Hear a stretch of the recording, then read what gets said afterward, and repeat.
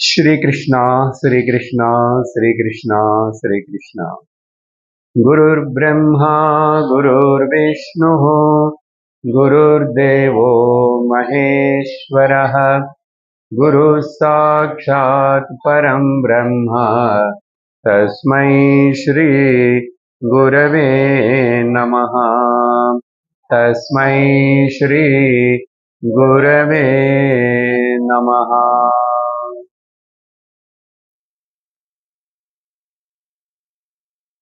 हरि ओम तत्सत्।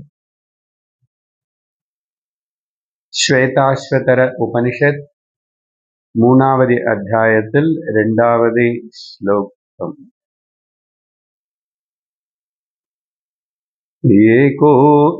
एको हि रुद्रो न द्वितीयायतस्तुः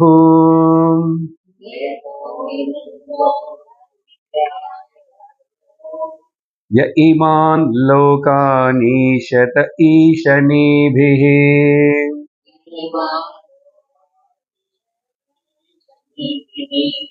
प्रत्यग्जनास्तिष्ठति सञ्चुकोचान्तकाले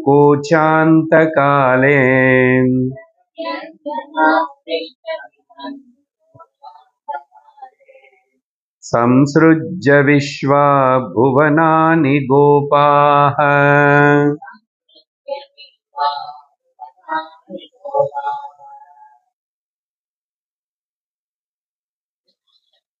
காணப்படுறதை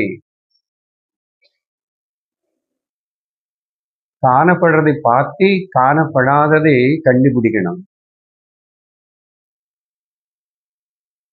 உலகம் காணப்படுறது, ஆனா கடவுளுக்கு காணப்படலை அப்படின்னு நினைச்சுக்கிறோம் பொதுவா. ஆனா ஸ்வேதாஸ்வதர் என்ன சொல்றாருன்னா, உனக்கு எது காணப்படுறதுன்னு சொல்றியோ அந்த உலகம்தான் கடவுள். கடந்த 2 சத்சங்கத்திலையும் இந்த விஷயத்தினை மையமா வச்சுதான் நம்ம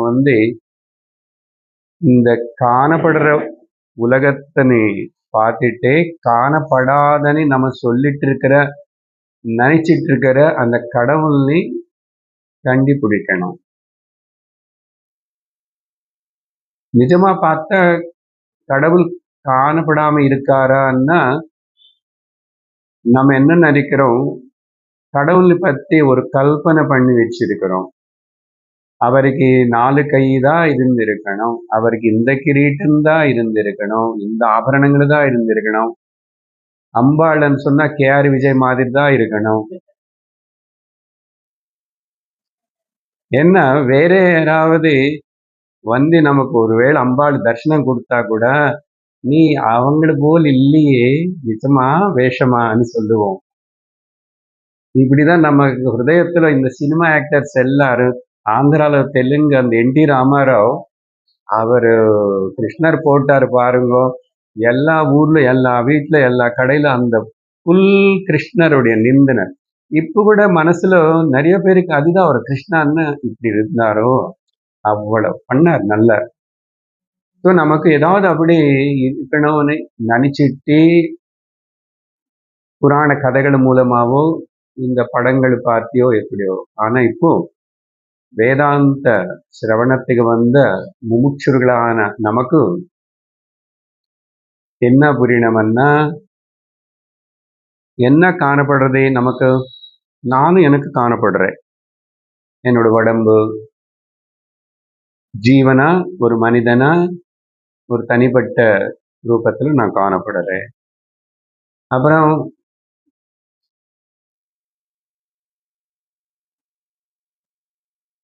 அந்த உலகம் காணப்படுறது கண்ணுக்கு முன்னாடி.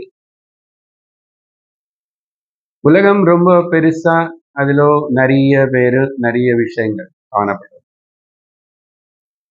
இது 2 நமக்கு காணப்படுறது. வேதாந்தம் என்ன சொல்றதுன்னா, பக்தி சாஸ்திரம் மூலமாவும் ஞான சாஸ்திரம் மூலமாவும் நமக்கு புரிய வைக்கிறது, நீ பார்க்கறது எல்லாமே கடவுள் தான், ஈஸ்வரன் அப்படின்னு சொல்லி தனியா நீ எங்கமே தேட வேண்டியதில்லை. இதுக்கு பேரு தான் சமஷ்டி ஈஸ்வர பகுரூப விஸ்வரூப பாவனை அப்படின்னு சொல்றோம். இது எந்த அளவுக்கு நமக்கு உள்ள ஏற்படுறதோ, தெளிவா தெரியறதோ, அந்த அளவுக்கு நம்ம ஈஸ்வர ஞானத்தினை அடைஞ்சோம் அர்த்தம். அதுக்கு அடுத்த படியில அடுத்த ஸ்டெப் ஈஸ்வரனு ஜகத்து ஜீவன் இது மூணு இல்லவே இல்லை, அது சத்தியமே இல்லை. ஆனா மூணுவா காணப்படுற இன்னொன்னு காணப்படாம இருக்கு. இங்க திரும்பியும் மூணா காணப்படுறது. ஆனா என்ன காரணம்? அது ஏதோ காரணத்தினால் இந்த மூணு காணப்படுறதுன்னு சொன்னா அது பிரம்மம், ஆத்மா, சத்தியம், உணர்வு, அதையும் நீதான். அதேதான் கடந்த சத்சங்கத்தில் நம்ம கடைசியாக வகுப்பு முடிக்கிற சமயத்தில் நம்ம இந்த எக்ஸ்பெரிமெண்ட் பார்த்து கன்ஃபியூஸ் ஆகி வீட்டுக்கு போயிட்டோம். சார், காணப்படுறத பத்தி கன்ஃபியூஸ் இல்லை சார், காணப்படாம இருக்கிற அந்த கடவுள் பத்தி தான் கன்ஃபியூஷனா இருக்கேன். அதான் இப்ப நாங்க சொல்றோம், நீ காணப்படலை ஏன் நினைக்கிறே? ஏன் அந்த தப்பு? அது அந்த கருத்து மனசுல நீக்கிடு. ஸோ மண் உருண்டா இருந்தது முதல்ல, இது காரணமா இருக்குன்னு சொல்லி இதுல தான் இந்த குடம்பனேது உருவாயிடுச்சு.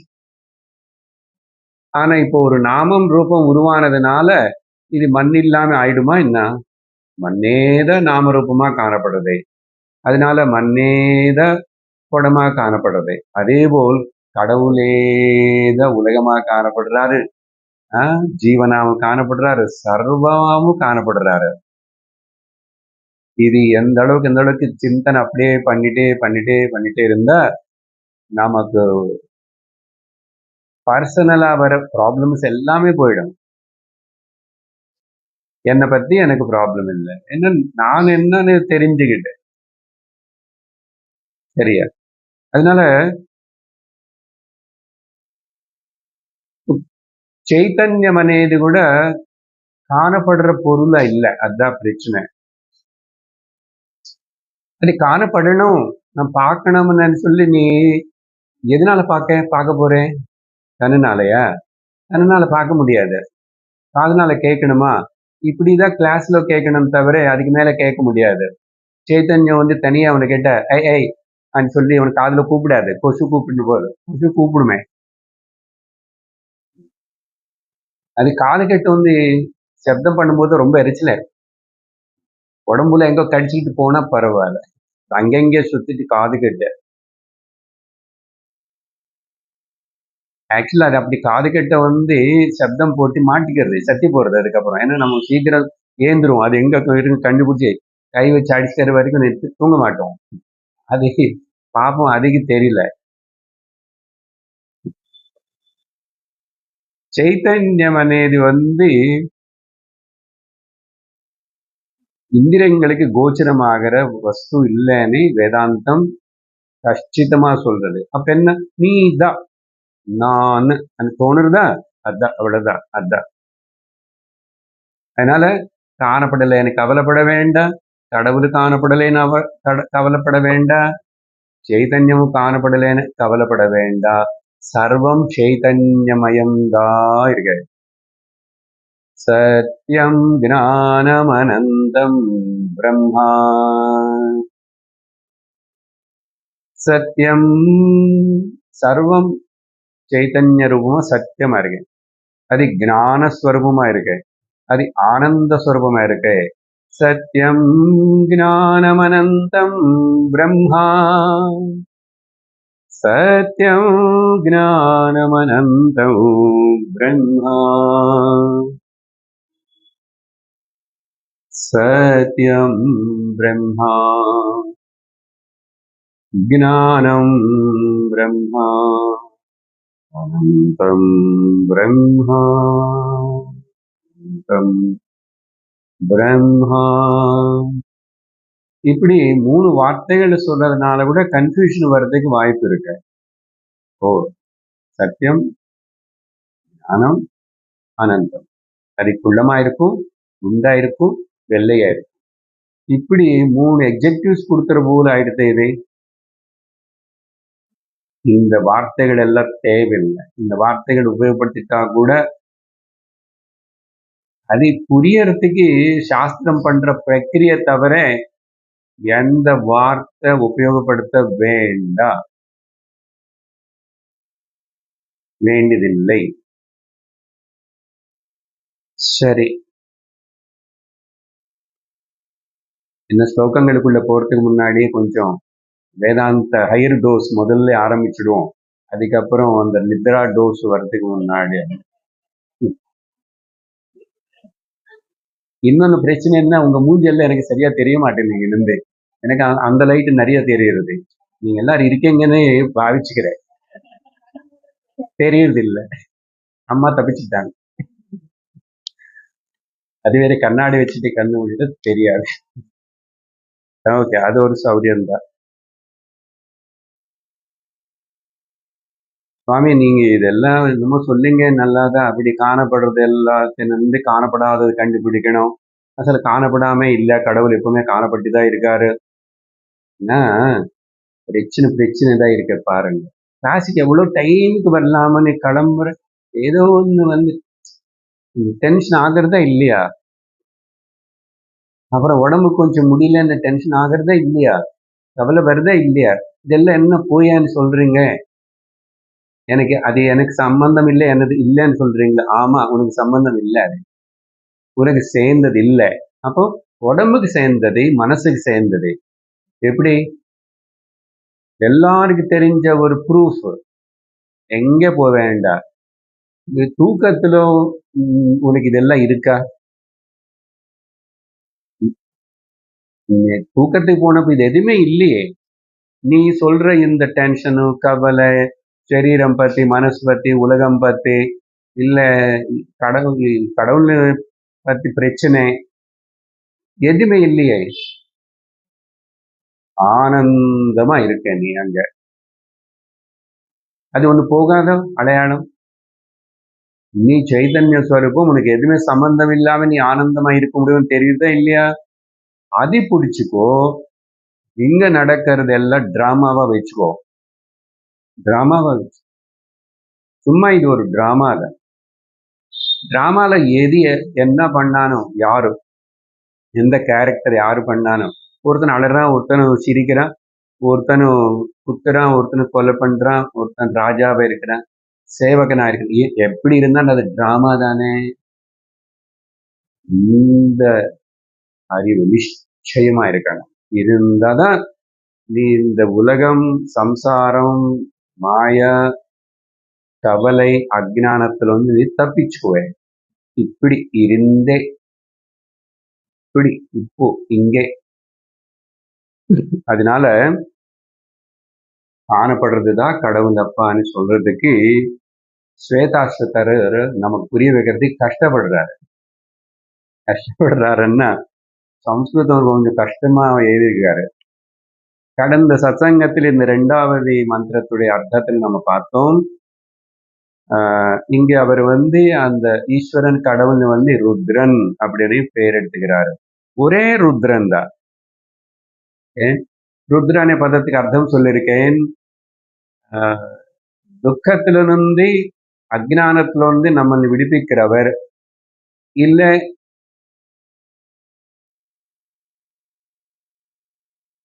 அஜ்ஞானத்துல இருந்து அகங்காரத்தோட இருந்து கடவுள் மேல நம்பிக்கை இல்லாம அதர்மமா போறவங்க தண்டிக்கிறவர், அளவெப்பர் அவர். ருத்ரான்னு 2 பக்கம் அர்த்தம் இருக்குன்னு சொன்னேன். அவர் ஒண்ணுதான். இப்ப நமக்கு விஷயம் என்னன்னு அன்னைக்கே சொன்னா, ஏகம், 2வது கிடையாது. அதான் நாம இப்ப இன்னைக்கு ஆரம்பத்தோடு இப்படிதான் ஆரம்பிச்சோம். ஜீவ, ஜகத்து, ஈஸ்வரா అనేది 3 கிடையாது. ஆனா அது ஒரு தோற்றம் மட்டும்தான். அது சமஷ்டி லெவல்ல ஈஸ்வரா. அவரு காணுற கனவு நம்முடைய நினைவு. அப்போ நம்ம பார்க்கிற நினைவு கூட கனவுன்னு சொல்லி ஒத்துக்கணும், டீசைஃபர் பண்ணணும். இதெல்லாம் கனவு தான். அப்ப அதுக்கு எவ்வளவு தைரியம் வேணும், எவ்வளவு அறிவு வேணும், எவ்வளவு விவேகம் வேணும், எவ்வளவு வைராக்கியம் வேணும்.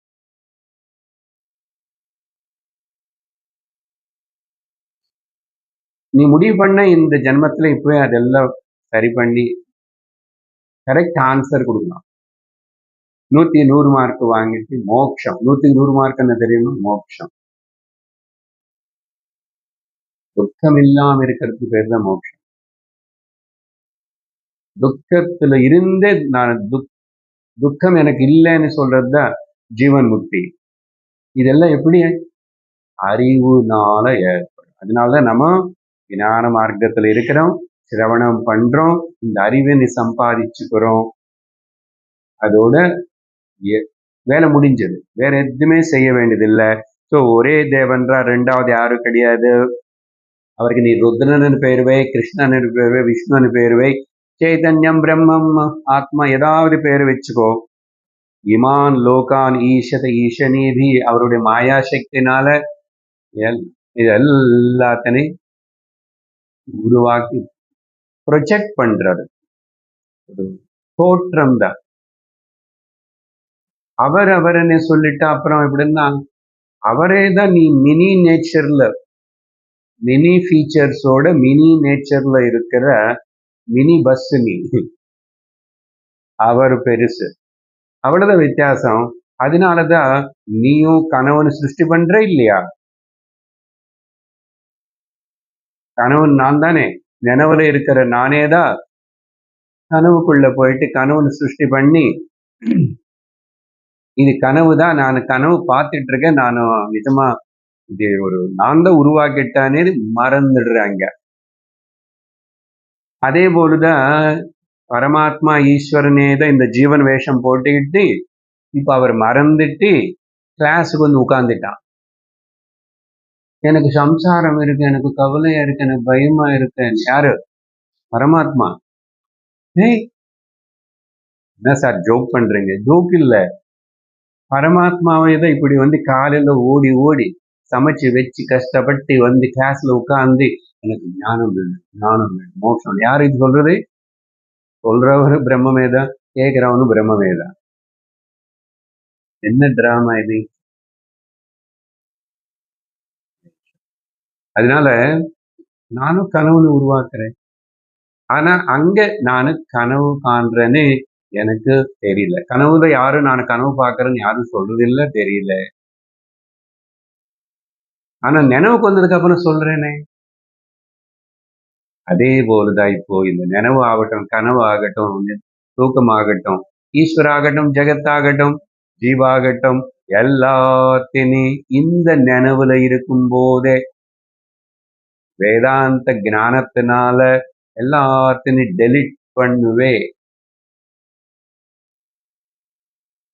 அதனால அந்த ருத்ரனே, பகவான் ஆத்மாவே பிரத்யக் ஜனாதிஷ்டதி.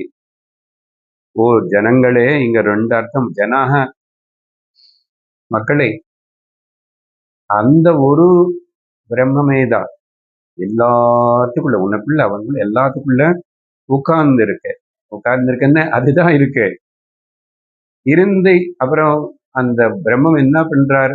அவருடைய யோகா மாயா சக்தினால சம்ஸ்ருச்ச உருவாக்குறார். அப்புறம் இந்த மொத்தத்திலையும் குணங்கள் எல்லாத்திலையும் அப்புறம் கொஞ்ச நேரம் ப்ரொடெக்ட் பண்ணி இருங்க கொஞ்ச நேரம் அப்படி இருங்கோ, ஸ்டேஜ் மேல இருங்கோ, அப்புறம் இறங்குங்கோ ஏறுங்கோ, இருங்கோ இறங்குங்கோ. அது மூணு தான் இங்க சம்ஸ்ருஜ கோபாய. அதுக்கப்புறம் ஒன்று கஷ்டமான சஞ்சு கோச்சாந்த காலே ஒன்றும் இல்லை. at the end of the time of this பிரளயா and all that. நம்ம பண்றது நான் பண்றேனே, நினைவுக்கு வந்துடுறேன், எல்லாம் பார்க்கறேன், சிருஷ்டி பண்ணிட்டே. அதுக்கப்புறம் கொஞ்ச நேரம் இருங்கோ, ஒரு 6 மணி நேரம் அப்படி எல்லாம் இருங்க. மத்தியானம் சாப்பிட்டுட்டு திரும்பி நம்ம எல்லாம் பேக் பண்ணி கொஞ்ச நேரம், அப்புறம் இதுக்கப்புறம் பேக்கப் திரும்பி கொஞ்சம் ட்ரீம் பார்த்துட்டு அப்படி தூக்கத்துக்கு திரும்பி திரும்பி கிளம்பு. இது இப்படி இன்சிசென்ட்லி தொடர்ந்து நடந்து கொண்டே இருக்கின்றது. ஆனா சைத்தன்யமான எனக்கு ஒன்றும் ஆகலை. நான் மாறவே இல்லை, எனக்கு சம்பந்தம் இல்லை. ஆனா பார்க்குறேன், சினிமா பார்க்குறேன் அப்படின்னு சொல்லி சொல்லி அடுத்த ஸ்லோகம் இன்னைக்கு 3வது.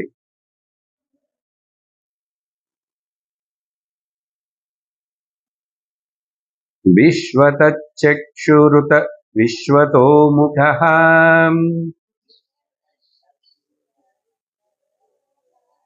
விஸ்வதோ பாஹுருத விஸ்வதஸ்பாத் சம்பாஹுभ्यां धमति सम्पतत्रैः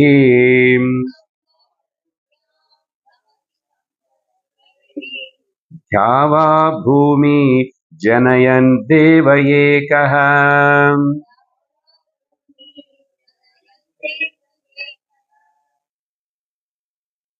இப்போ வரைக்கும் நம்ம பேசின இந்த விஷயமே, இந்த கருத்தனை இன்னும் கொஞ்சம் விஸ்தரிச்சு சொல்றாரு.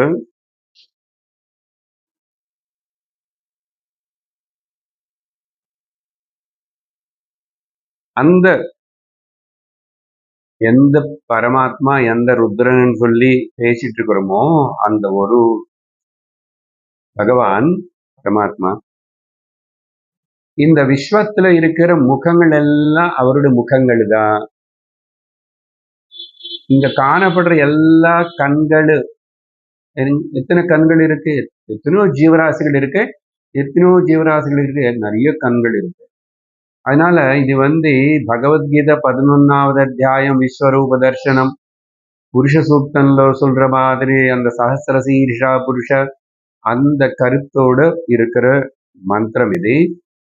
இப்போ விஸ்வரூப தர்சனம்னா அர்ஜுனனுக்கு பகவான் இப்படி காட்டிட்டாருன்னு அங்க வர்ணனம் செய்யப்பட்டது. அர்ஜுனனுக்கு அப்படி தோன்றிருக்கலாம். ஏன்னா முன்னாடி இருக்கிறது ஜெகத்குரு யோகேஸ்வர கிருஷ்ணா. அவர் கொஞ்ச நேரத்துக்கு அர்ஜுனனுக்கு அப்படி தெரியற போல் பண்ணிருக்கலாம். நிஜமா ஆனா ஊகிச்சு பாருங்கோ, சினிமால பாக்குறதுக்கு நல்லாதான் இருக்கும். ஒரு மனுஷன் உங்களுக்கு முன்னாடி நின்று இருக்கிறாரு, அவருக்கு 1000 தலை இருக்காமா நினைச்சுக்கோங்க. ராவணனே நினைச்சுக்க முடியாது. 10 தலை இருந்த ஒரு மனுஷன் எப்படி இருப்பான்? சினிமால பாக்குறது நல்லாதான் இருக்கும். ஸ்டேஜ் மேல அவன் அட்டை வச்சு இப்படி பொம்மை பண்ணி வச்சா நல்லாதான் இருக்கு. நிஜமா ஒரு மனுஷன் 10 தலை இல்ல 1000 தலை என்றான். எப்படி இருக்கும் பாக்குறதுக்கு? சைக்குமா? ஆக்சுவலா ஒரு உடம்பு, ஆனா அத்தனை தலை காட்டணும். பகவத்கீதை புஸ்தகம் எது மேல போட்டோ போடுவானே நல்லா, விஷ்ணு சஹஸ்ரநாமம் புஸ்தகத்து மேல அழகா போட்டோ பெயிண்டிங் பண்ணது போடுவாங்க. ஏன்னா அப்படி போட்டு அப்படி சொல்லி காட்டலைன்னா, வியாசர் அப்படி ஏதலைன்னா நமக்கு இந்த பகவத் தத்துவம் சமஷ்டி தெரியவே தெரியாது, புரியாது. ஆனா இப்போ நினைச்சு பாருங்க, 2 தலையோட ஒரு குழந்தை பிறந்துச்சு, அது எங்கெங்காவது நடக்கும். 2 தலையோட ஒரு பாம்பு பிறந்துச்சுன்னா, ஆனா அதுக்கு மேல யாருமே 5 தலை பாம்பு அதெல்லாம் இங்க யாரும் பார்த்தது கிடையாது. Very rare. 2 ஏதோ பார்த்தான்றான் அங்க நியூஸ்ல வரும். அதை பார்க்கும் போதே நமக்கு ஒரு மாதிரியே இருக்கேன் இல்லையா? அதுக்கப்புறம் எப்படி வாட முடியாது. அதுக்கப்புறம் மேக்சிமம் 2 உடம்பு ஒட்டி இருக்கான்னா அது அப்புறம் கட் பண்றதுக்கு ட்ரை பண்ணி சக்சஸ் ஆகலாம். சக்சஸ் ஆனாலும் கொஞ்ச நாள் இருக்கலாம், போயிடுறாங்க. ஏதோ சம்திங் இப்படி எல்லாம் ஆயிடுது. இப்படி இருக்கும்போதும் 1000 தலைகளோட 1000 கைகளோட சும்மா இப்படி கை ஒட்டிட்டா போதுமா என்ன? விஸ்வரூப தர்சனம் அப்படின்னு சொன்னா தற்காலத்துக்கு அர்ஜுனனுக்கு திவ்ய சக்ஷு கொடுத்தாரு பகவான் அப்படின்னு பாரதம்ல.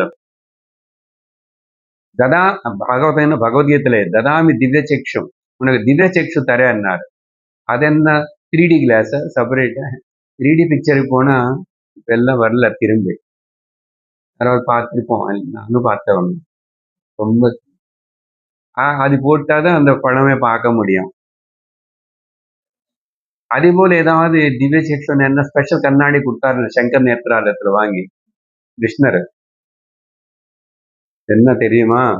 திவ்ய சேக்ஷன்னா அந்த தற்காலத்துக்கு அர்ஜுனனுக்கு விஷயம் புரிய வைக்கிறதுக்காக அர்ஜுனுடைய ஹிருதயத்துல மனசுல இருக்கிற ராக துவேஷத்தினை நீக்கிட்டார்.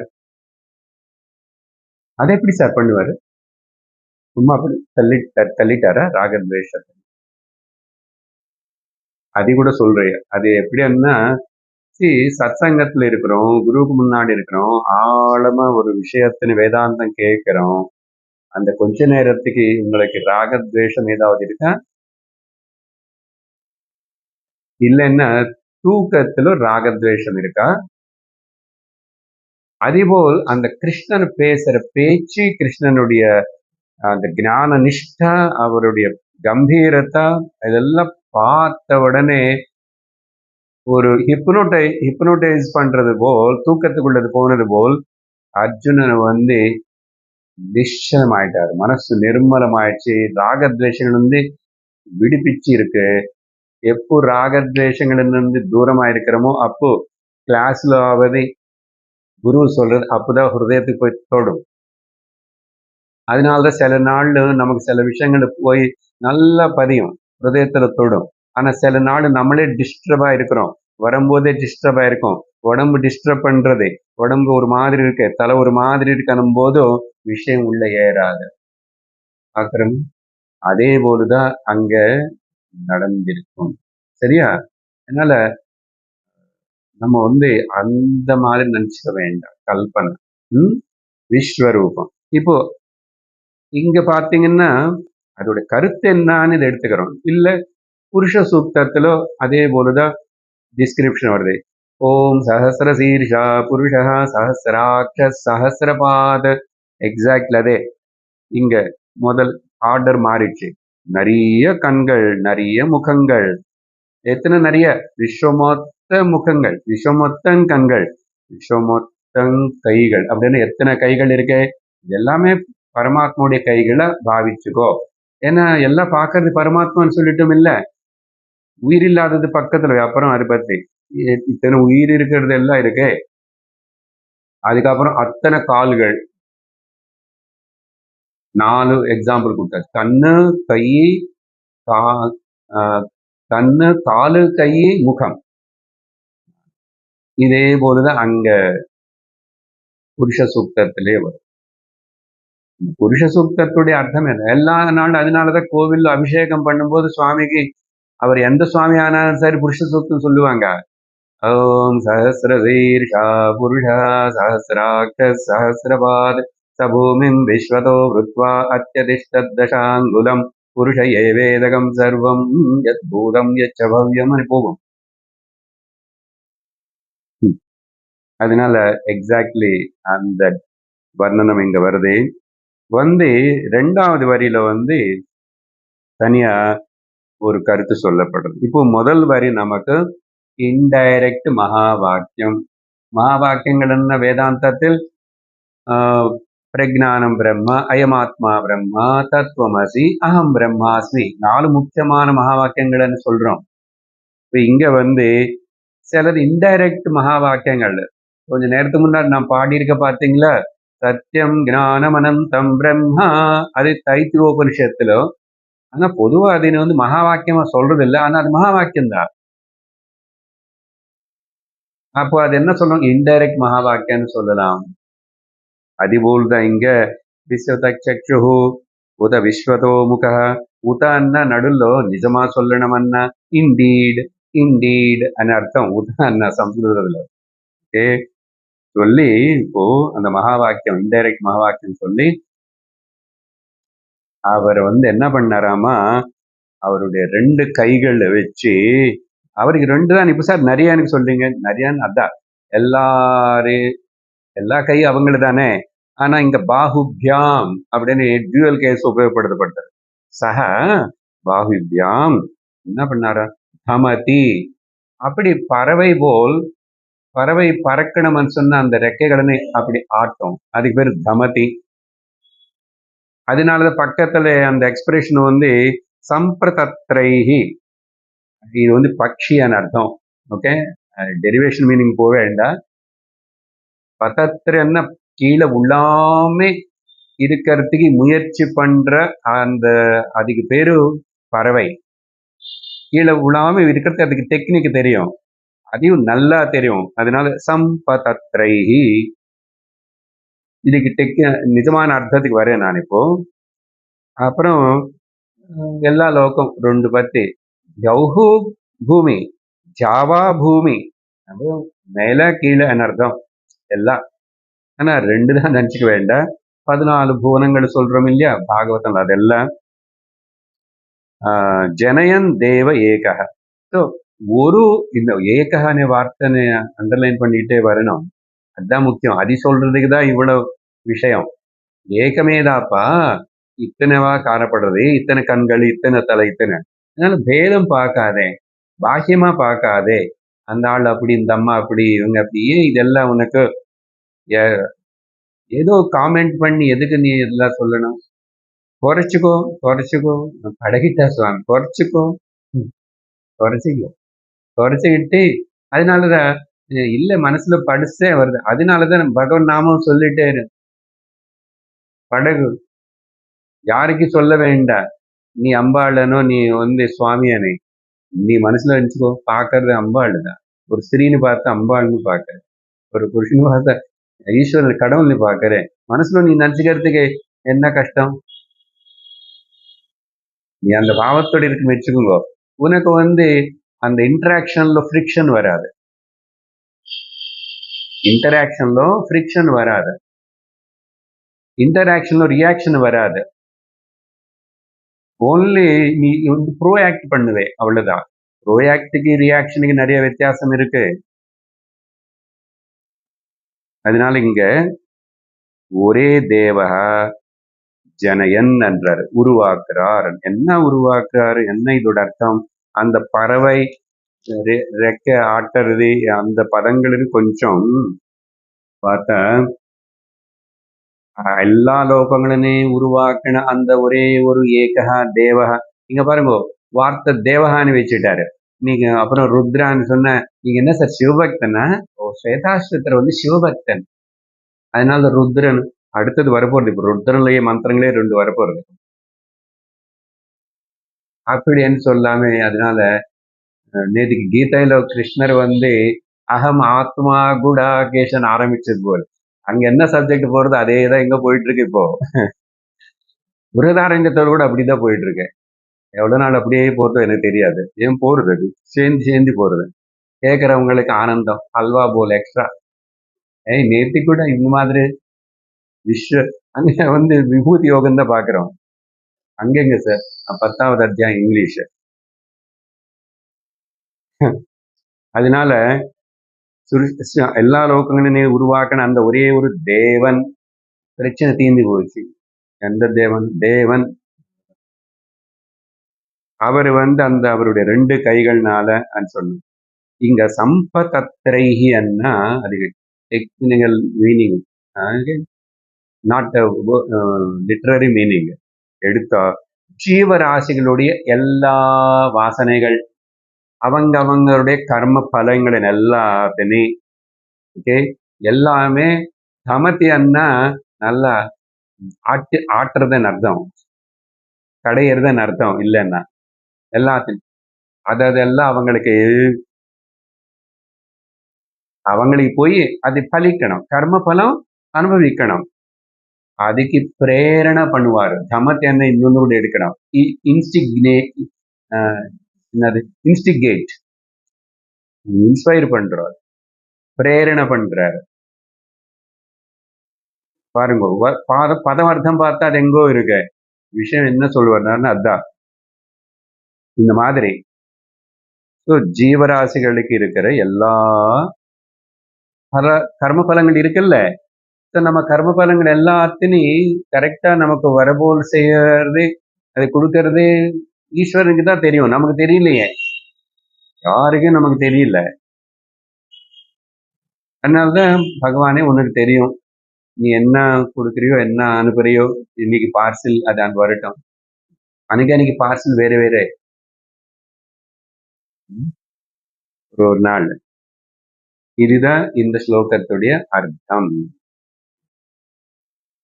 இன்னொன்னு விதமா சொல்லணும்னா, 2 பாகுபியாம் அப்படின்னு சொன்னா, இப்போ ஒரு ஜீவனா பரமாத்மாவே தான் இப்போதைக்கு வேஷம் போட்டுட்டு ஜீவனை நான் சொல்லிட்டு ஒரு ஜென்மலோ அப்படியே ஆக்ட் பண்ணிட்டு நான் திரும்பி இன்னொரு சரீரத்துல ஆக்ட் பண்றேன்னா சரி ஆக்ட் பண்ணு இன்னொரு சரீரத்துல ஆக்ட் பண்ணும்போது கர்மங்கள் பண்ணி பண்ணி பலம் எல்லாம் சேர்த்துக்கிறார். பகவானே சொல்லுவா, சாஸ்திரம் சொல்றது, நீ திரும்பி திரும்பி இன்னும் ஆக்ட் பண்றேன்னு சொன்னா அப்போ கர்மங்கள் பண்ணுவேன் இல்லையா, ஆக்ஷன்னா மாதிரி அந்த கர்ம பலம் இல்லாம ஆக்ட் பண்றியா இல்ல பணத்துக்காக ஆக்டர் யாராவது ஃப்ரீயா ஆக்ட் பண்ணுவானா? அப்போ நீ கர்ம பலத்துக்கு பண்ணுவே, ஆனா ஒரு புண்ணியம் பாப்பம் வரும். ஓகேவா? ஓகே, சரி வச்சுக்கோ. அப்புறம் அந்த புண்ணிய பாப்பம் என்ன, அதுக்கு நீ திரும்பி டாக்ஸ் கட்டணும். பட்ஜெட் வந்துச்சு இப்போதான் புதுசா, நல்லா இருக்கு. ஆனா மிடில் கிளாஸ் அவங்களுக்கு நல்லா தான் இருக்கான்றாங்க. ஓகே, அப்போ வந்தா இப்ப அந்த கர்ம பலம், அது கர்ம பலம் தீர்த்துக்கணும்னா ஒரு உடம்பு வேணும். அந்த உடம்பு கூட ஒரு சூக்ம சரீரம் இருக்கணும், ஸ்தூல தேகம் இருக்கணும், சூக்ம தேகம் இருக்கணும். அது என்ன இருந்தா தானே அப்போதான் அந்த கர்ம பலம் தீர்த்துக்க முடியும், அனுபவிக்க முடியும். இங்க இன்னொரு கருத்து சொல்றேன் அடுத்த ஸ்லோகத்துக்கு போறதுக்கு முன்னாடி. அந்த ஸ்லோகம் விஷயம் வந்தா கனெக்டட் டு தட். இந்த லோகத்துல மூப்பு மரணம் வியாதி மரணம்னு அது ஜீவனு ஒரு மனுஷனுக்கு மட்டும் இல்லை, எல்லா ஜீவராசிக்கு இருக்கு. இன்னும் சொல்ல வரணும்னா எல்லா பொருளுக்கும் இருக்கு. எப்போ நம்ம கவனிக்க மாட்டோம். இப்போ இங்க இந்த டஸ்க் பண்ணிருக்காங்க டேபிள், நான் கை வச்சு உட்கார்ந்து இருக்கேன். இது ஒரு நாள் பிறந்துச்சுது. ஏது இந்த நாமரூபம் டஸ்க் பிறந்துச்சு, ஜனனம் ஆயிடுத்து. இதுக்கு ஓல்டேஜ் ஆகும், ஒரு காலு உடைஞ்சு போயிடும், வியாதி வரும். அதுக்கப்புறம் அது கட்டி போச்சு, அது கால் உடைஞ்சு போச்சு, தூக்கி போடுறோம் இல்லையா, எல்லா வஸ்துன்னு அப்படி தூக்கி போடுறோம். அதுக்கப்புறம் திரும்பி அது மண்ணுல போறதா நெருப்புல போறதா போயிடுது. அப்போ பிறப்பு, வியாதி, மூப்பு, மரணம் எல்லாத்துக்கும் இருக்கா இல்லையா? நம்ம எப்போ திங்க் பண்ணே இருக்க மாட்டோம். இப்போ விஷயம் என்னன்னா, இதுக்கு மேல ஒரு விஷயம் சொல்லணும். ஆனா இதுக்கு வியாதி வந்தானு மூப்பு வந்தானு யாரோ தூக்கி போடன்னு சொல்றானு தூக்கி போட்டானு அழாது.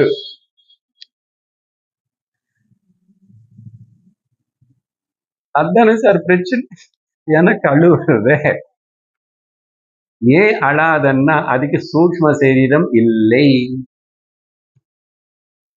நமக்கு சூக்ம சரீரம் இருக்கு. அப்போ சூக்ம சரீரம் இருக்கிறதுனால அலறத்துக்கு இல்லப்பா. சூக்ம சரீரத்துலதான் சைத்தன்யம் வெக்தம் ஆகிறது, இங்க சைத்தன்யம் வெக்தம் ஆகல. அதனால நான் சைத்தன்ய ஸ்வரூபம்னு தெரிஞ்சுக்கிறதுக்கு ஒரு அழகான இன்ஸ்ட்ருமெண்ட் கிடைச்சது, அது தெரிஞ்சுக்கோ. அதுக்கப்புறம் கொண்டாட்டம், ஜாலியா ஹாப்பியா இரு, நல்லா சாப்பிடு, சாம்பார் பண்ணிக்கோ, எல்லாம் பண்ணிக்கோ. என்ன சார் சண்டே சாம்பார் வேண்டாம், வேற ஏதாவது பண்ணிக்கோ, ஏதாவது பண்ணிக்கோ, யார் வேண்டாம்னாங்க. ஆனா சத்தியம் மறக்கூடாது, ஏமாந்து போக கூடாது, உலகத்துல அப்படி உளுந்து போக கூடாது, எல்லாம் இருந்து வாழ்க்கணும். அப்போ நீ நிம்மதியா இருப்பே, ஆனந்தமா இருப்பே, கூட பக்கத்துல இருக்கிறவங்களும் தொந்தரவு பண்ண மாட்டேன். எனக்கும் நல்லது, எல்லோருக்கும் நல்லது. இது நல்லது தானே? ஆமா சார், இதுதான் நல்லது, எனக்கு நல்லது, எல்லோருக்கும் நல்லது தானே சார் நல்லது. நாங்க ஓட்டு போடுறோம், போட்டிட்டாங்க அங்க, இல்ல நேற்றுக்கு மாத்திட்டாங்க, பிரிச்சு எடுத்துட்டாங்க. ஆப்பாப்பா எவ்வளவு நாள் யமுனா மையாக்கி ஜெயன்னார். அதனாலதான் கடவுளுடைய கிருப்பை.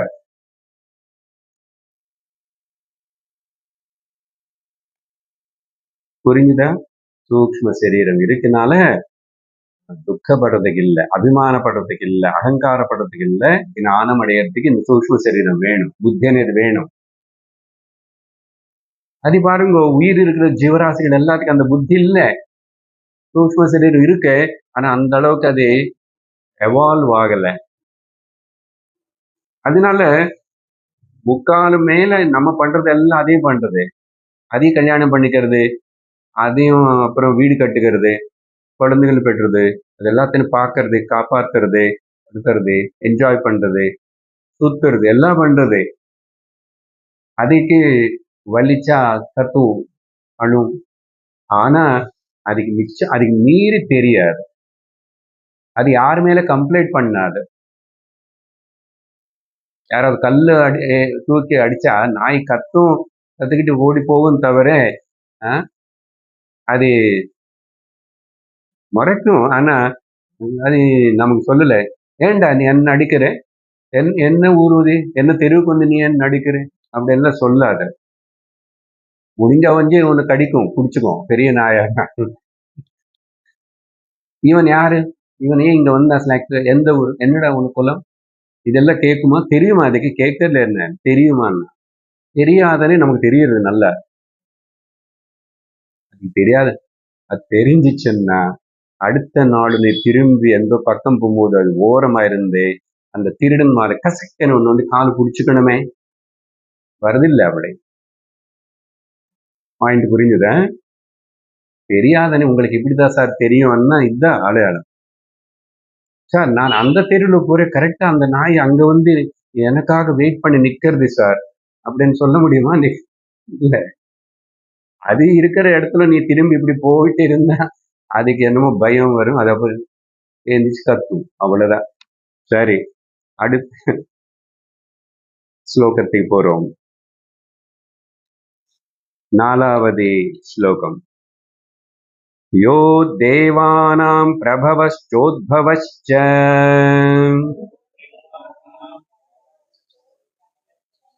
விஸ்வாதிபோ ருத்ரோ மஹர்ஷிः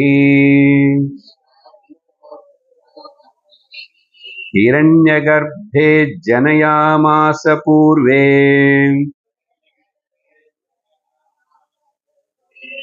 स नो बुद्ध्या शुभया संयुनक्तो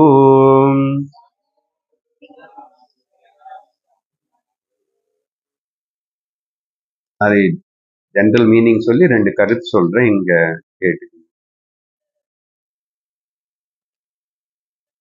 எந்த தேவன், அது மறக்கூடாது லிங்க். அந்த அந்த பரம்பொருள், ஒரே சக்தி, ஒரே பரமாத்மா, ஒரே தேவன். முதல் வந்து சமஷ்டி சூக்ஷ்ம சரீரத்தை சூக்ஷ்ம சரீரம் பத்தி பேசிட்டோம். த டோட்டல் காஸ்மிக் இன்டெலிஜென்ஸுக்கு பேரு. இங்க எப்படி தனியா ஒரு சூக்ஷ்ம சரீரம் இருக்கோ, அங்க டோட்டலா பார்க்கும்போது காஸ்மிக் இன்டெலிஜென்ஸ் சொல்லுவோம். சமஷ்டி சூக்ஷ்ம சரீரம், அதுக்கு பேரு, அவருக்கு பேரு, அவரு இல்லாத அதுக்கு பேர் ஹிரண்ய கர்ப்ப இல்ல பிரம்மாஜி. பிரம்மாஜின்னு சொன்ன புராணம் கதை காங்கிரீட்டைஸ் பண்ண ஒரு ஐடியா நம்ம புரியறதுக்கு.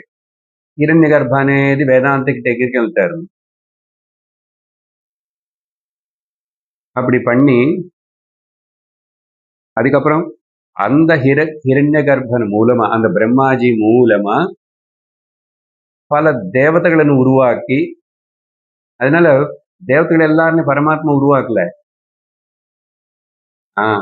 ஈவன் பிரம்மதேவன் சங்கல்பத்திலிருந்த ருத்ரனே வந்தது போல் புராணங்கள் கதை. சரியா?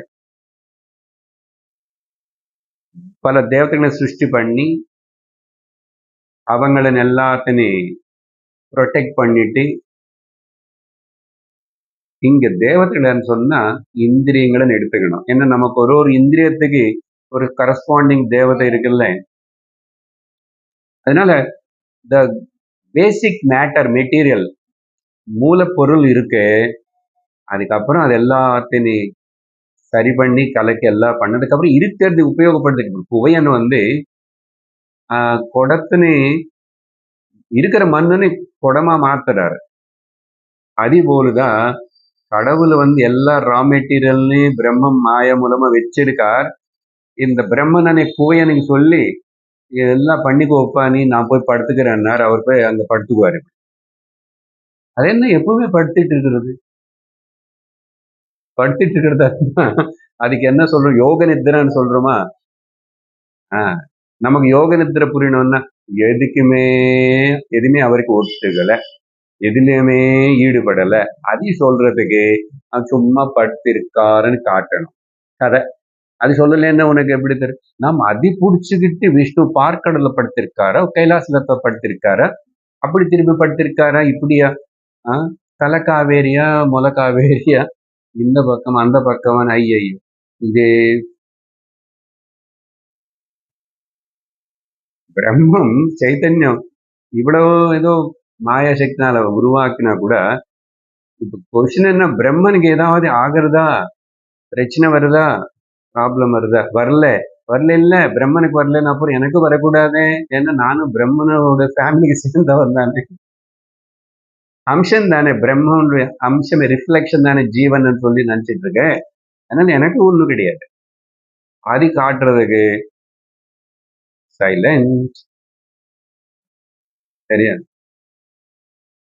அப்போ இந்திரியங்கள் எல்லாத்தையும் தேவதைகள் எல்லாரும் சிருஷ்டி பண்ணி அதெல்லாம் அந்தந்த வேலை கரெக்டா கவனிக்கிறது போல், ஒருவேளை ஸ்தூல சரீரம் கொஞ்சம் அப்படி இப்படி ஆகி இதுக்கு இனிமே இதுல அந்த சூக்ம சரீரம் அந்த தேவதைகள சக்திகளை வச்சுக்கிட்டு இதுல இருக்க முடியாதுன்னு சொல்லும் போது அந்த தேவதைகள் எல்லாம் வித்ரா பண்ணி போயிடும். புரதாரண்யத்துல பார்த்துட்டு இருக்கிறோம்.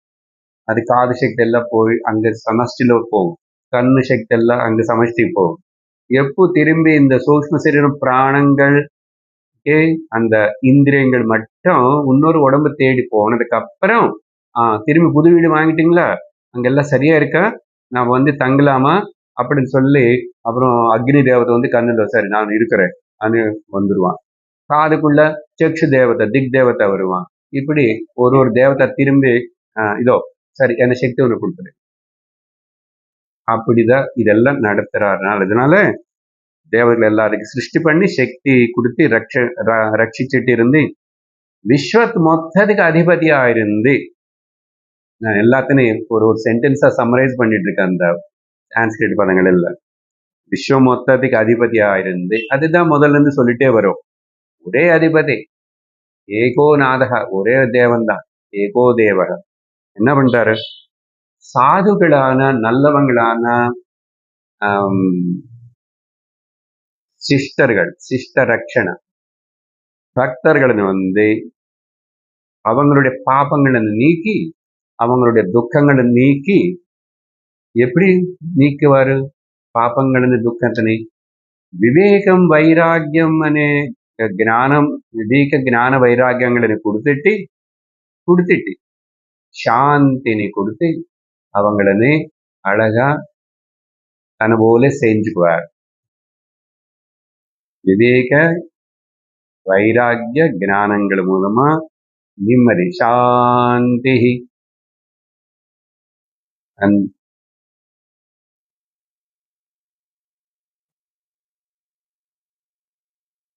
யாரு அவர்? அந்த தேவனுக்கு ஒரு பேரு கொடுக்குறாரு இங்க புதுசா. இப்போ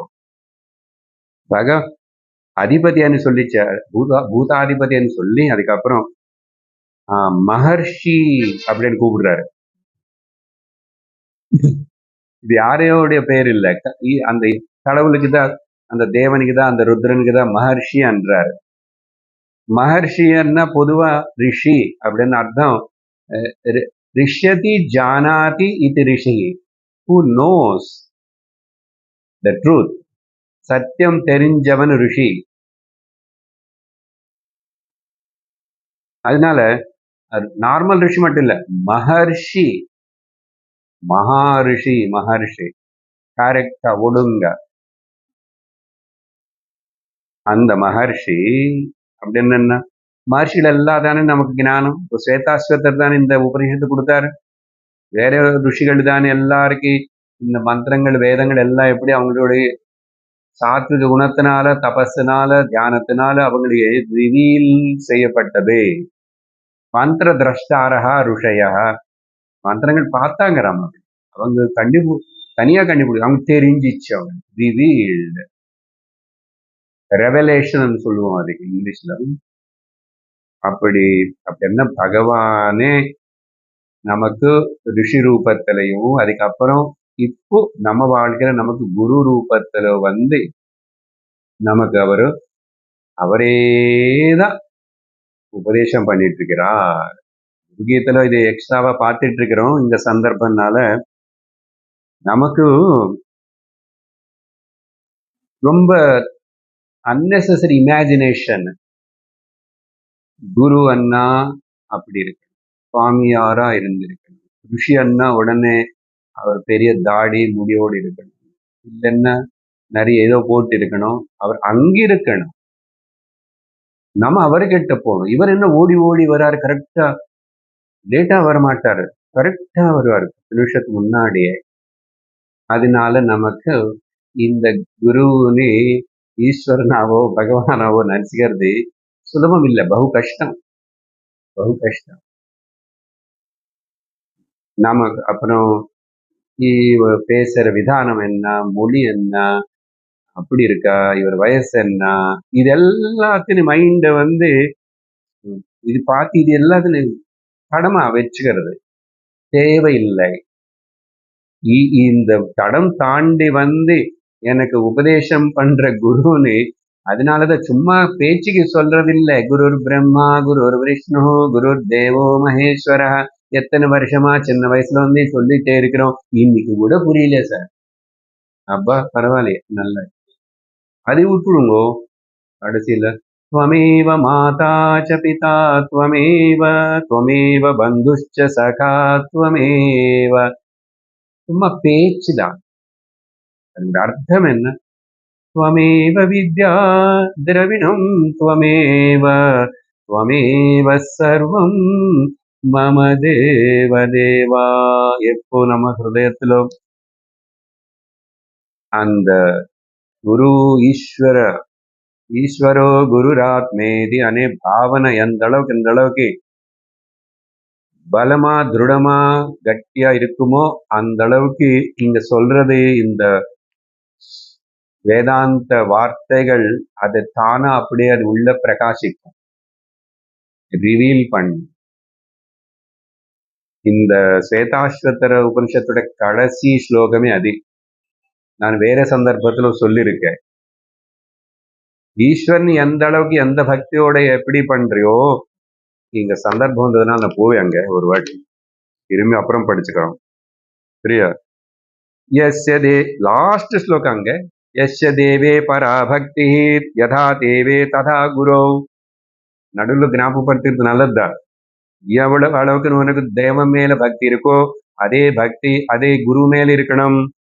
அப்படி இருந்தா தஸ்ய ஏதே கதிதா ஹ்யர்த்தாக, அப்போ அந்த குருனால சொல்லப்படுற அந்த கருத்துகள் விஷயங்கள் அது எந்த பாஷை என்னாவது ஆகட்டும், பிரகாசந்தே மகாத்மனஹ, உன் ஹிருதயத்திலோ அது அப்படி பளிச்சன அதோடைய நிஜமான ஆழமான அர்த்தத்தில் உனக்கு அப்படியே தெரிவிச்சிரு, கஷ்டமே இல்லை.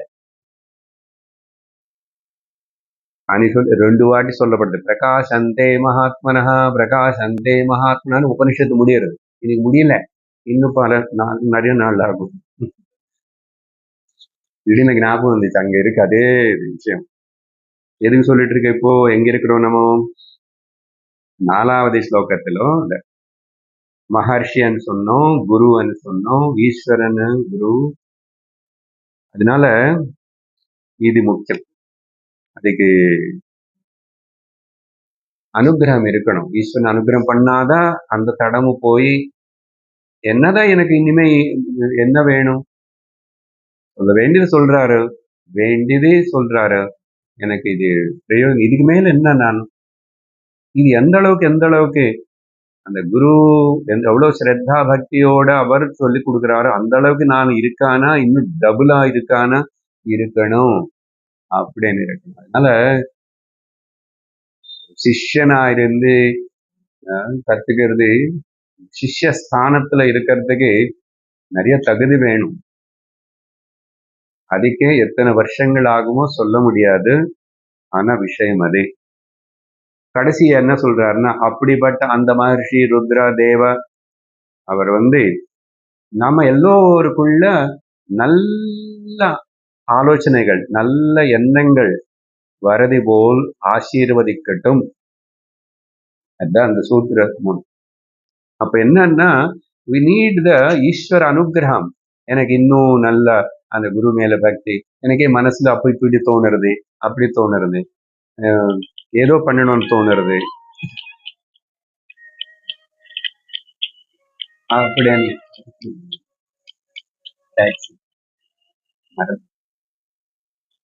அப்படி.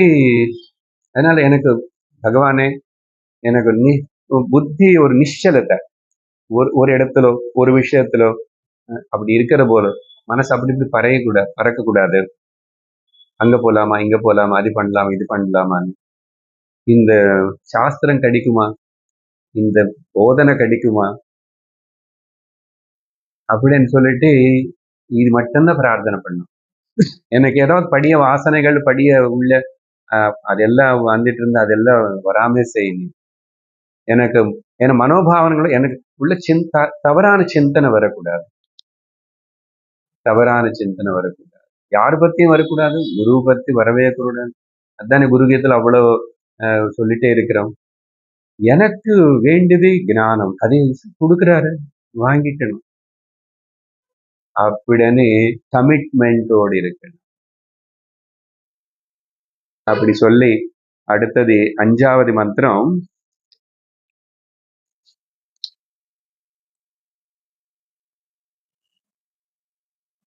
யாத்தே ருத்ர சிவா தனுஹு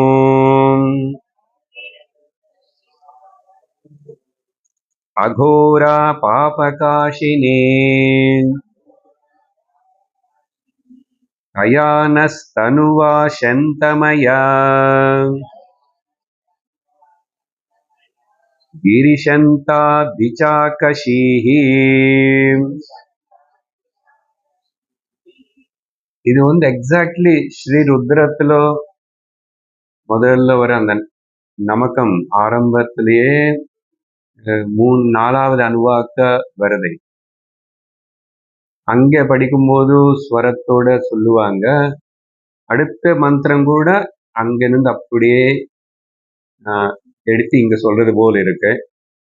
இதுதான் ஸ்வேதாஸ்வதர உபனிஷத்துல இன்னும் வரும். அப்புறம் புருஷ சூக்திலிருந்தே அப்படியே சில வார்த்தைகள் வரும். ஆல்ரெடி 3வது கிளாஸ்லயே வந்துச்சு. ஒரே ஒரு சின்ன கடைசி ஒரு சின்ன வார்த்தை வித்தியாசம் தவறன்னு சொன்னாங்க. இது ஸ்வரத்தோட சொல்லணும்னா, யாதே ருத்ர சிவா தனூர கோரா பாபகாஷினி தயானஸ்தனுவா சந்தமயா கிரிசந்தாபிசாகஷீஹி అని ருத்ரத்துல வேகமா அந்த ஸ்வரத்தோட சொல்லுவாங்க. இது அர்த்தம் யாரும் தெரிஞ்சுக்கணும்னு விரும்பவே மாட்டான். ரொம்ப அழகா மனப்பாடம் பண்ணி சொல்றவனுக்கு கூட அது தெரியறதா, இல்ல அது கூட வேதாந்தபரமா தெரியறதா అనేది என்ன இல்லைன்னு அந்த ஸ்லோகத்துல கொண்டு இவர் எதுக்கு உபனிஷத்துல வைக்கணும் இங்க? ஒரு மேலோட்டமா தெரிஞ்சா கூட, பட் அப்புறம் ஆழமான அர்த்தம் தெரியணும். கொஞ்சம் சொல்றேன். இங்க ஸ்ட்ரெயிட் அவே ஹே ருத்ரா, ருத்ரம், ஸ்ரீ ருத்ரம், ஹே ருத்ர, ஹே என்ன சம்போதனை, ஓ பகவானே, பகவான் யாரும் நீ கிரிஷந்த, அது ஒரு எக்ஸெக்டிவ் அவருக்கு. ஓகே, நீ ఈ లోకత్తులో ఇప్పుడు అజ్ఞానத்தோட பிறக்கிற இந்த மனிதர்களுக்கு நீ வேதம் அనే ஞானத்தை நீ கொடுத்துட்டு அவங்க பிளஸ் பண்ணிட்டு இருக்கே. இந்த அர்த்தம் தெரிஞ்ச எப்படி இருக்கு? கிரி அண்ணா வார்த்தை, கிரி அண்ணா மலை, பல அர்த்தங்கள் இருக்கு சம்ஸ்கிருதத்துல. கிரி அண்ணா அந்த வேத உபனிஷத்தினுடைய வார்த்தைகள், அந்த பேச்சுல Krida. The speaking words is called Girayah. அதனால கிரிசந்தர் அந்த வேத வாக்கியங்கள் வேதமனங்களை கொடுத்துட்டு நீ எங்க மனிதர்களுக்கு எல்லாருக்கும் சாந்தி நிம்மதி ஞானம் எல்லாம் வருது போல் செய்யற ஏ கிரிசந்தர். ஓகே, யாராவது ஆண் குழந்தைக்கு பேர் வைக்கலாம், சரியா? வேற என்னென்னமோ வச்சுக்காங்க, கிரிசந்தர் கிரிசாந்தன்னு கூட வைக்கலாம். ஸோ கிரிசந்தர்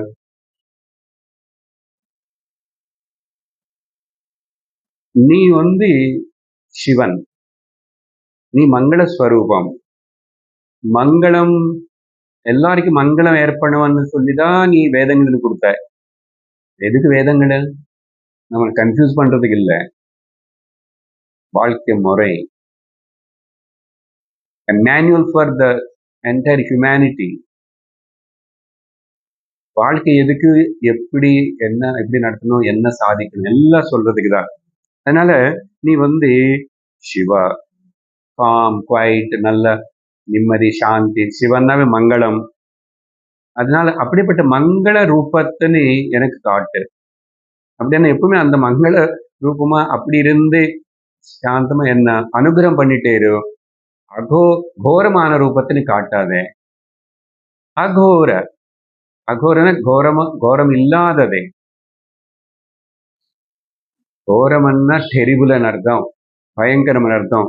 அவர் திரிசூலமும் அப்படியெல்லாம் எடுத்துட்டு தாண்டவம் ஆடிக்கிட்டு ருத்ரன் நிஜமா அப்படி இருக்கும்போது, ஏன்னா பிரளய கர்த்தா அவர், பிரளயம் பண்றது అనేది మరి சாதாரணமா இருக்குமா என்ன?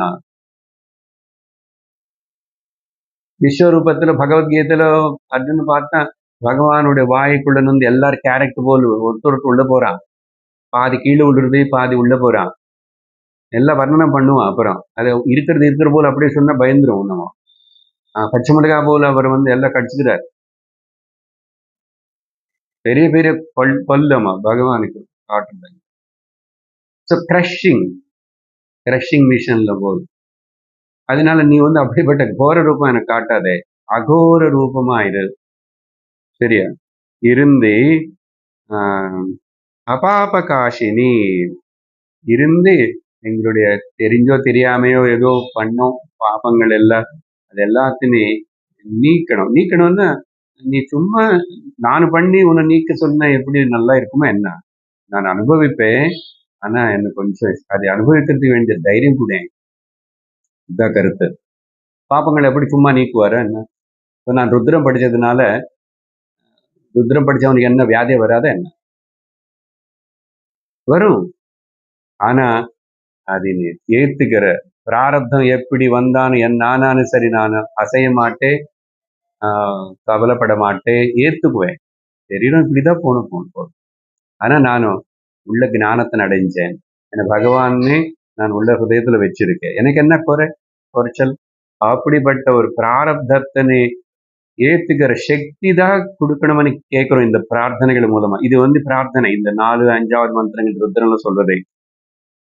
அதனால அபாபகாஷினி அப்படின்னு நீக்கிடு, எல்லாத்திനും என்னுடைய பாப்பங்களை நீக்கிடுன்னா பாப்ப பயத்தினை நீக்கும். பாப்ப பயம் போகணும்னா அஜ்ஞானம் போகணும். அதுக்குதான் முதல்ல சொன்னாங்க கிரிசந்த. இதெல்லாம் சும்மா பேர் இல்லை, அவர் ஏதோ வச்சு பேர் கூப்பிடுறது. பாருங்க கனெக்ஷன். வேதங்கள்னு கொடுத்த ஓ பரமாத்மா. வேதங்கள் நமக்கு தெரிஞ்சு நம்ம நாட்டுல எத்தனோ ஆயிரக்கணக்கில் அனாதியா இருந்தா கூட யாரு கொடுத்தாருன்னு தெரியாது. அதனாலதான் பகவான் கொடுத்தாரு. அபௌருஷேயம் வேதம்.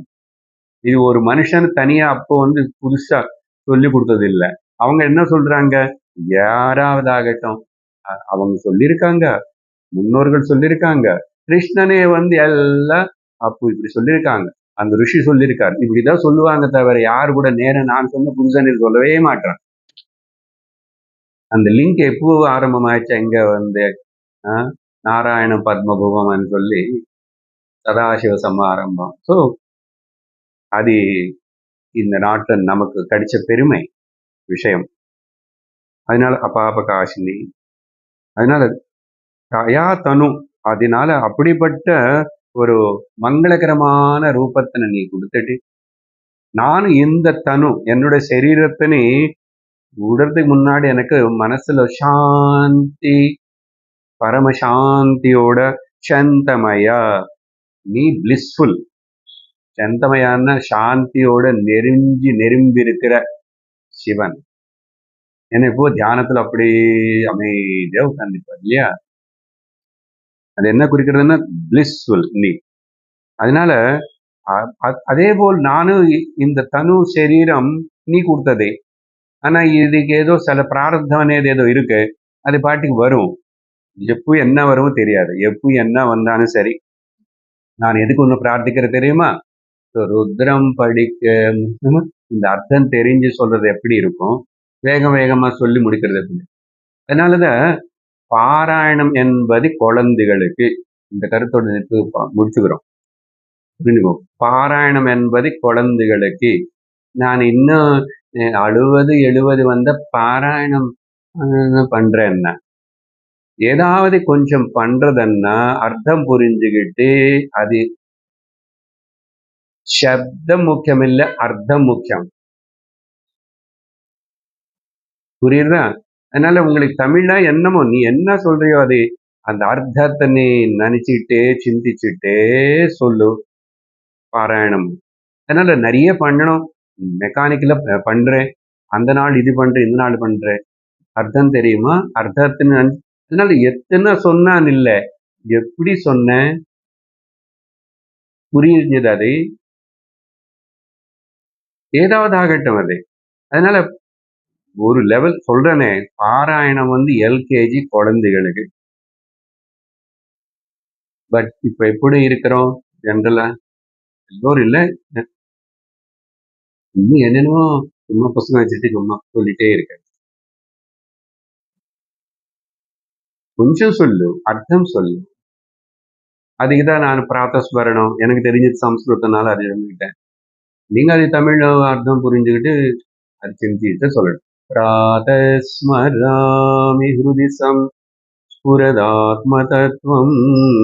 நான் இது பகவானுக்கிட்ட எதுவுமே அது இது கேட்கறதுக்கு, என்னோட கஷ்டம் எல்லாம் நீக்கு, என்னுடைய ஃபேமிலி எல்லாம் நல்லா பார்த்துக்கோ, அதெல்லாம் கேட்கல நான்.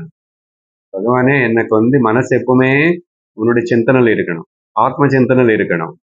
நீ அதுக்கு வேண்டிய அளவுக்கு எனக்கு தைரியம் சக்தி அது கேட்கலாம். பலம் கொடு, சக்தி கொடு, தைரியம் கொடு. நான் லோக விஷயங்கள் எதுவுமே கேட்கல. எங்க வீட்டுல அவங்களையும் சரி பண்ணி இவங்களையும் சரி பண்ணனே, அவங்களது அவங்க சரி பண்ணிக்கணும். யாருன்னு யாரும் சரி பண்ண முடியாது. எப்படி ஞானம் வச்சுக்கிட்டு சரி பண்ணிக்கணும். எந்த டாக்டரும் எதுவுமே சரி பண்ண முடியாது. ஏதாவது சரி பண்ண ஒரு ஞானம் மோட்சம் அடைஞ்சு இந்த விதமா சரீரம் விட்டுட்டா உண்டு. இல்லைன்னா இந்த அறிவுடைய வேலை எங்க ஒர்க் பண்றது, எப்படி பிரயோஜனப்படுறதுன்னா டே டு டே லைஃப்ல when you are facing the challenges and the family situations everything, அந்த டைம்ல நான் நிശ്ചலமா இருக்கிற படகு. அதுக்குதான் இந்த ஞானம். அந்த நிశ్చலத்து இல்லாத டிஸ்டர்பன்ஸ் ஆன ஸ்டேட் எந்த வயசுல ஆனாவது எனக்காவது யாருக்காவது வரலாம். ஏன் இப்போ உடம்பெல்லாம் நல்லா இருந்த 40 வயசுல யாருக்கு மனசுக்கு கவலை டென்ஷன் வரலையா? பயங்கரமா வருது. அந்த ஒரு வாழ்க்கையில அந்த பீரியட்ல தான் எய்தர் டைவர்ஸுக்கு போவான், எதர் தற்கொலைக்கு போவான், எதர் இப்படி ஆயிடுவான், அப்படி ஆயிடுவான், எல்லாம் ஆயிடுதே. இல்லைன்னா சைக்காட்ரிஸ்ட் கிட்ட போய் மருந்து போட்டுக்கணும். பார்த்தீங்களா? அதனால கொஞ்சம் அறிவு தெளிவா இருந்து எல்லாருக்கும் பாராயணம் அர்த்தம் தெரியணும். சரி, இதுதான் இந்த ஸ்லோகத்துடைய அர்த்தம் சொல்லப்பட்டதை நம்ம எல்லா பதங்களோட அர்த்தம் சொல்லிட்டேன். இதே போலதான் 6வது மந்திரம், அதை அடுத்த வகுப்புல பார்ப்போம். அதே ருத்ரத்துல வருதா. ஓம் பூர்ணமத பூர்ணமிதம் பூர்ணாத் பூர்ணமுதச்யதே பூர்ணஸ்ய பூர்ணமாதாய பூர்ணமேவாவசிஷ்யதே. ஓம் சாந்தி சாந்தி சாந்தி. हरिः ओम श्री गुरुभ्यो नमः. हरिः ओम. हरि ओम. सत्.